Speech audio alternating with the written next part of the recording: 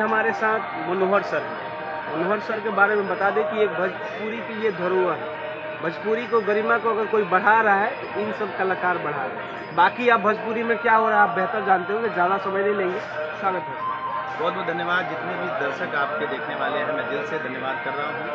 और आज नारायणी महोत्सव में हूँ और बहुत खूबसूरत यहाँ माहौल है।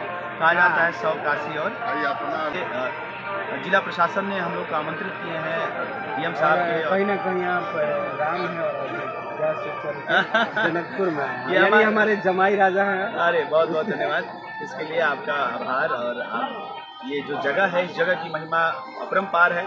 आज देव दीपावली का समय है और जब भगवान रामचंद्र जी का आगमन हुआ था तो सिर्फ मनुष्यों ने ही नहीं देवताओं ने भी उत्सव मनाया था। तो आज देव दीपावली का दिन है। एक लाइन क्या सुनना चाहिए? इसी अब गाना मत गवाइए, गाना तो मंच हो गया, ऐसे गाना मत गवाइए। और कुछ कहना था। एक बात बताइए, जब आप सुर संग्राम में वो सफर से लेके ये सफर तक आपने वो फील्ड नहीं चुना जो अन्य कलाकार हैं, जो आप सुन रहे होंगे किस तरह से क्या मतलब वो शब्दों का प्रयोग नहीं किया जा सकता, वो लोग करके उतना आगे चले। आप लोग कभी जितना जिसका बुद्धि, जितना जिसका विवेक, वो उतना करेगा।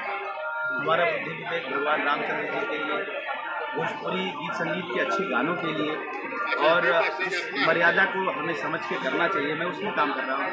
ये मुझे इसमें मौज आ रहा है, इसमें मज़ा आ रहा है। तो मैं अन्यथा बात करने की बहुत आवश्यकता मुझे नहीं समझ में आ रही है। मैं अपना जो कर रहा हूँ वो मुझे लोग पसंद कर रहे हैं और हमेशा मैं भोजपुरी संस्कृति और भोजपुरी भाषा की जो मिठास है उसको बना के रखने की कोशिश कर रहा हूँ।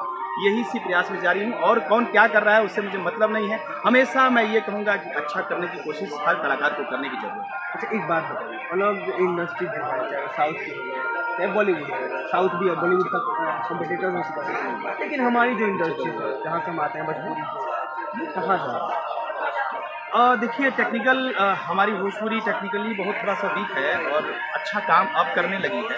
ऐसा नहीं है कि भोजपुरी अभी बहुत उस लेवल पे काम करिए। मैं आपको बताना चाहूँगा आपके दर्शकों को कि मेरा एक गाना आया था गरीब के छठ 2.0, आप उसे जरूर सुनिएगा। हम देखें वो रिक्शा वाला हाँ बहुत शानदार स्टोरी है और इस पर काम करने की आवश्यकता है। ऐसे कॉन्सेप्ट पर काम करने की आवश्यकता है। और लोग कहते हैं अच्छे गाने लोग नहीं सुनते, अच्छे गाने सुनते हैं। इस बार भोजपुरी गीत संगीत में जो छठ पर्व पर ये गाना बहुत हिट हुआ, सुपर हिट हुआ और लोगों ने खूब प्यार दिया। तो ये कहीं ना कहीं ये दर्शाता है कि अच्छे गानों को भी लोग सुनते हैं। अंत में क्या बस यही कहूँगा कि जो करिए समाज के लिए थोड़ा सोचने की आवश्यकता है। आप एक कलाकार हैं तो अच्छा गाना गाने की कोशिश करना है। आप जिस भी फील्ड में हैं अच्छा करने की आवश्यकता है। और हमारी भोजपुरी जो गीत संगीत है काफ़ी फल फूल रही है, किसी की नज़र ना लगे।